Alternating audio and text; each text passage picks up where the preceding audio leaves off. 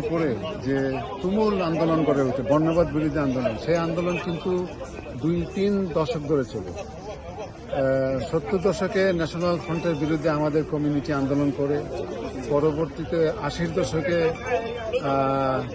বিএনপির বিরুদ্ধে, British national পার্টির বিরুদ্ধে আন্দোলন করে, এবং 2000 সালে ইংলিশ ডিফেন্স লীগ, এবং এখনও আমাদের কমিউনিটি আন্দোলন করতে হচ্ছে ডানপন্থী দলগুলির বিরুদ্ধে, বিশেষ করে যারা ফার রাইট আইডিওলজি ধারণ করে। এবং আমার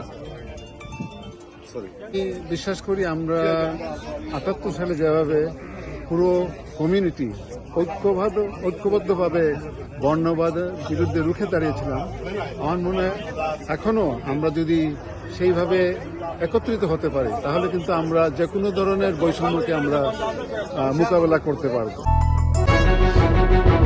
টাইমস টিভি মননী বাংলা ভাষা সংস্কৃতি।